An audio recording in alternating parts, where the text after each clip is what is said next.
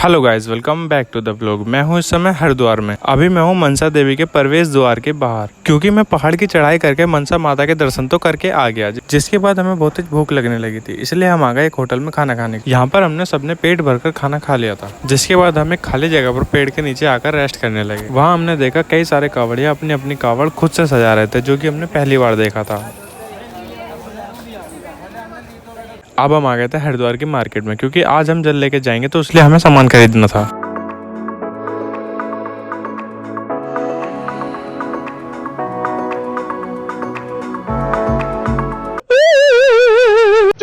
Okay. क्या ये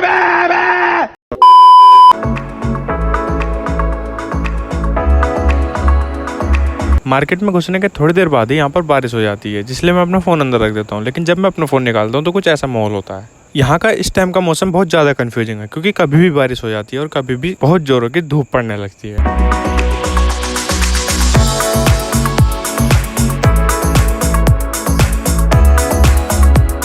हम पांचों ने जल कैरी करने के लिए कुछ इस तरीके के 5 बैग ले लिए थे। लेकिन अब मैं आपको इंटरेस्टिंग बात बताता हूँ। इस महीने में चल रहा है बिग बॉस ओटीटी। इसमें आया है फुकरा इंसान, नेम है अभिषेक मल्हान। अब से पहले हमने अपनी लाइफ में कभी बिग बॉस नहीं देखा, लेकिन इस यूट्यूबर के आने के बाद हमने बिग बॉस देखना चालू कर दिया था। यात्रा पर आने की वजह से हमने 2 दिन से बिग बॉस नहीं देखा था, लेकिन यहाँ पर आकर इन अंकल की दुकान पर हमने बिग बॉस देख लिया।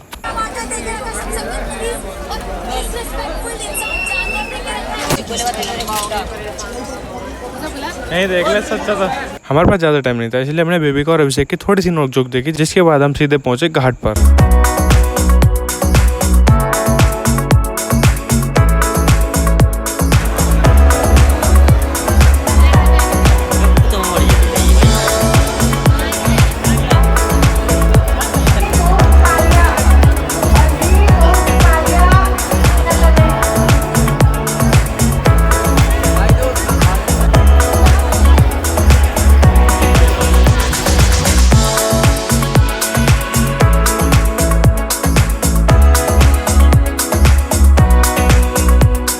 सो गाइस, टाइम वेस्ट ना करते हुए हम लोग घाट पर पहुंचने के बाद हमने अपना जल उठा भी लिया था। जल्दी हमें इसलिए थी क्योंकि हमें आज ही जल उठाना था, और आज का आधे से ज्यादा दिन तो हमारा मनसा देवी की चढ़ाई में लग गया। इसलिए हम सीधा घाट पर आए, अपने पूजा पाठ करी और जल लेकर निकल लिए। बोल बम, बोल बम, बोल बम, बोल बम, बोल बम, बोल बम, बोल बम, बोल बम, बोल बम, बोल बम, बोल बम।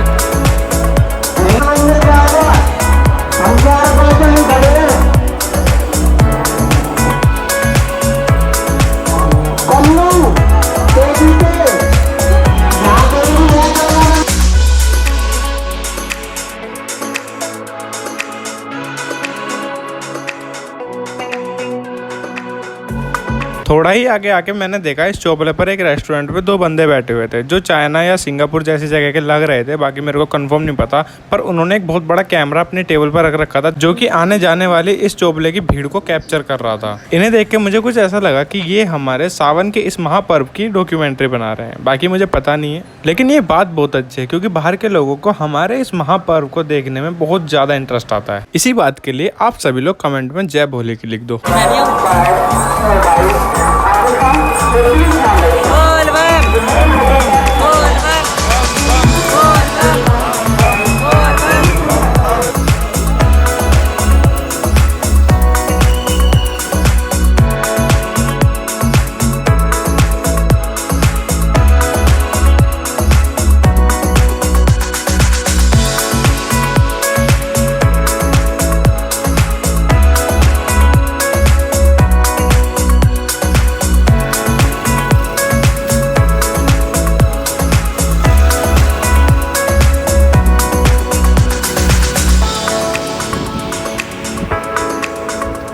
बिना चप्पल के चलना तो यार सच में बहुत ज़्यादा टफ हो जाता है, क्योंकि सड़क पर पड़ा हुआ छोटा सा कांटा मेरे पैर में घुस गया, जो कि चलने की वजह से बहुत ज़्यादा चुभ रहा था। लेकिन जब मैंने उसे हाथ से देखा तो वहाँ पर कुछ भी नज़र नहीं आया, क्योंकि वो छोटा सा कांटा मेरे पैर के अंदर घुस चुका था। लेकिन अब तो ये सब झेलना पड़ेगा।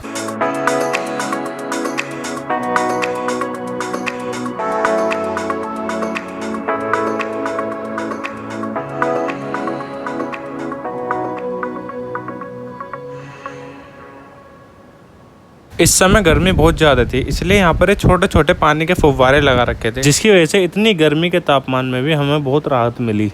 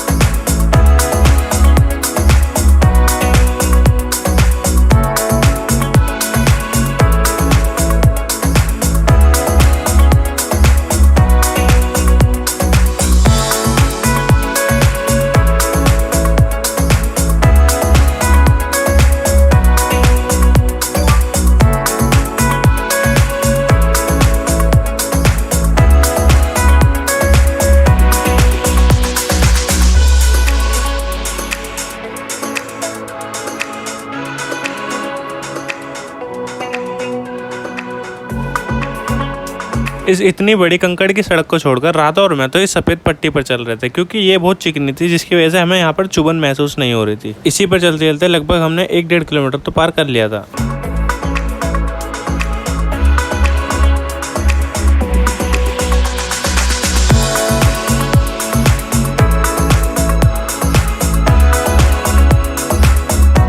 काफ़ी देर चलने के बाद फाइनली अब पहला बोर्ड आया था, जिस पर रुड़की 20 किलोमीटर लिखा हुआ था, और ये 20 किलोमीटर हमें आज रात तक ही कवर करने थे। हम तो अपनी लाइफ में पहली बार आए थे, लेकिन जितने भी कांवड़िया हैं उनके मुंह से सुनते हुए देखा है कि पहले दिन में रुड़की तो कवर करना ही होता है। वो इसलिए क्योंकि रुड़की में गाँव पड़ जाते हैं, जिसकी वजह से थोड़ी चहल पहल रहती है। टारगेट तो हमारा भी यही था कि आज के दिन हम रुड़की कवर कर ले, लेकिन हमारे पास पूरे 5 दिन थे। काफी देर चलने के बाद अब हमने एक टी ब्रेक लिया। आप सब तो चाय के साथ नमकीन बिस्कुट खाते हैं, लेकिन यहाँ के लोग चाय के साथ जलेबी खाते हैं। नहीं, मैं नहीं मानता। हाँ मत मान, मैं मजाक कर रहा हूँ, क्योंकि यहाँ पर इन गुने चुने आइटम के अलावा और कुछ खाने के लिए नहीं था, इसलिए हमने चाय के साथ जलेबी ले ली, क्योंकि हमें स्वाद के लिए नहीं, पेट भरने के लिए खाना था। थोड़ी ही दूर चलने के बाद मैं देखता हूँ कि हमारे लेफ्ट तरफ से बहुत घने और बहुत काले बादल बहुत जोरों से हमारी तरफ आ रहे थे, जो कि देखने में बहुत डरावना लग रहा था, क्योंकि ये बादल बहुत तेजी से हमारी तरफ आ रहे थे और चारों तरफ अंधेरा हो गया था। और लगभग 5 से 10 मिनट चलने के बाद ये बादल हमारे ठीक सर के ऊपर आ गए थे। इस मौसम को देखकर तो अब आप ही अंदाजा लगा सकते हैं कि कितनी जोरों से बारिश होने वाली थी।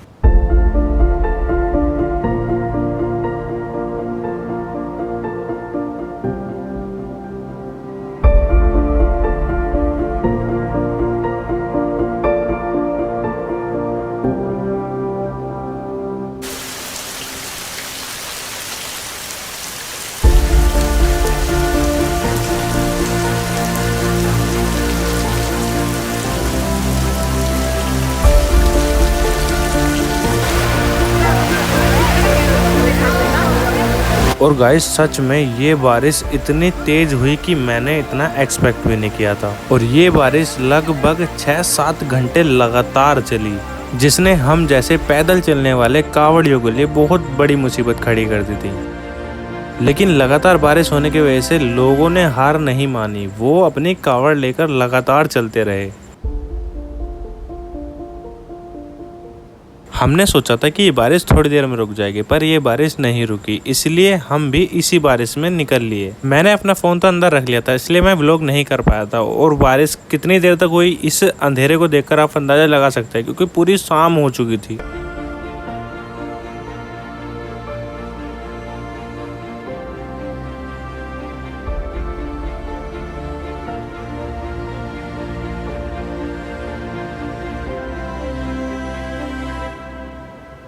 लेकिन खुशी की बात यह थी कि दूसरे बोर्ड पर मेरठ की दूरी भी पता लग चुकी थी, और अब इस मैप से अंदाजा लगा सकते हैं कि हमने आज के दिन कितनी दूरी तय करी है।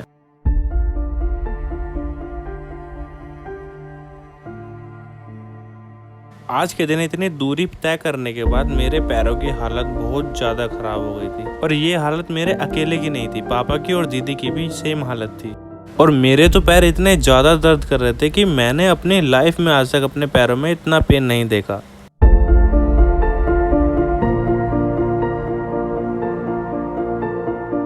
पर यार सच में यहाँ तक आकर ये रियलाइज़ हो गया था कि कांवड़ लाना इतना आसान भी नहीं है, क्योंकि रास्ते में इतनी ज़्यादा दिक्कतें आती हैं जिन्हें फेस करना बहुत ज़्यादा डिफ़िकल्ट होता है।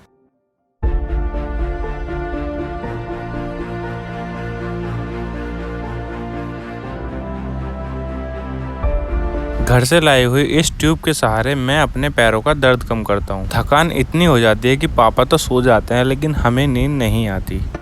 और धीरे धीरे बहुत से कांवड़िया भी इसी फुट पार्क पर आकर सोने लग जाते हैं। इतने उजाले में राधा और मुझे नींद तो बिल्कुल नहीं आई, तो इसीलिए हमने यहाँ पर अजीबोगरीब कावड़ देखी।